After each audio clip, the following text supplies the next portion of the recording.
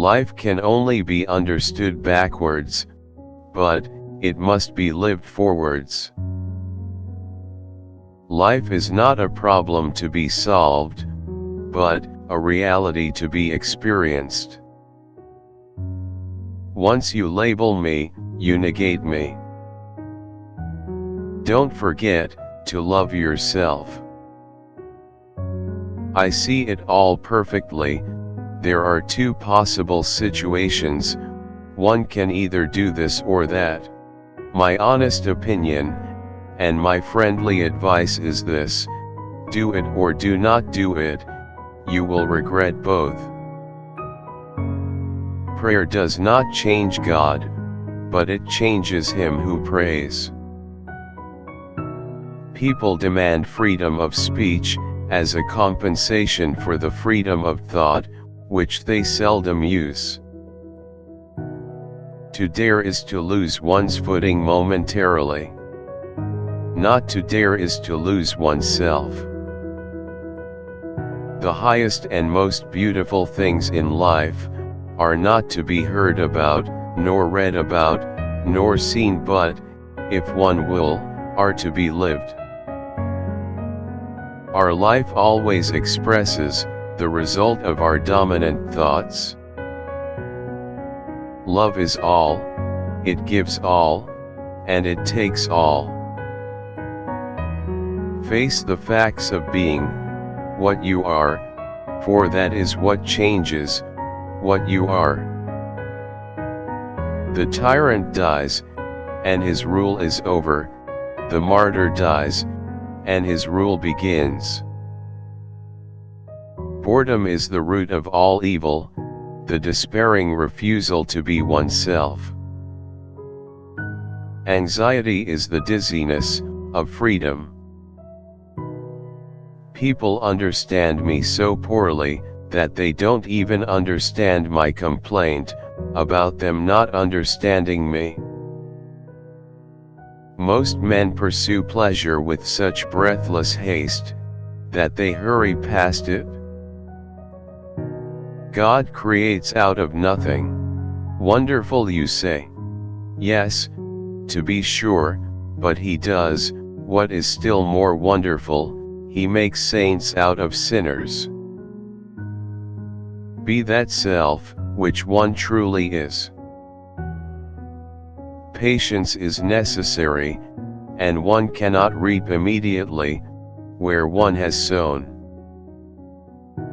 Faith is the highest passion in a human being. Many in every generation may not come that far, but none comes further.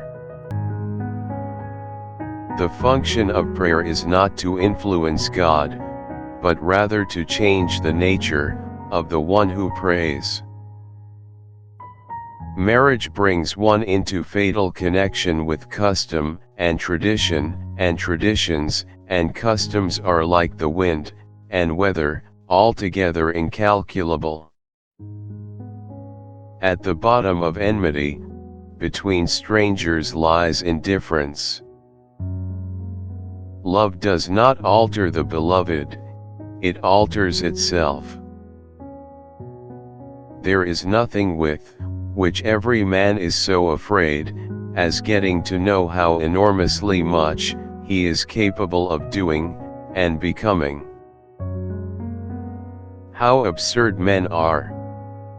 They never use the liberties they have, they demand those they do not have. They have freedom of thought, they demand freedom of speech. Old age realizes the dreams of youth. Look at Dean Swift. In his youth he built an asylum for the insane. In his old age, he was himself an inmate. It is so hard to believe, because it is so hard to obey. Personality is only ripe when a man has made the truth his own. Life has its own hidden forces, which you can only discover by living. Take away paradox from the thinker, and you have a professor.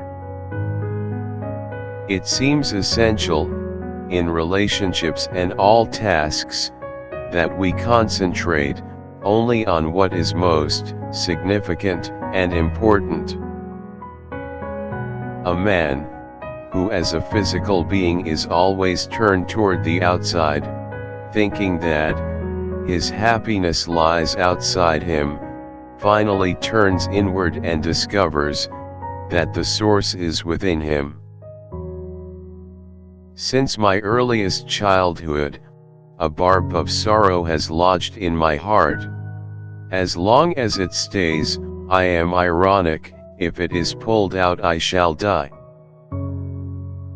During the first period of a man's life, the greatest danger is not to take the risk.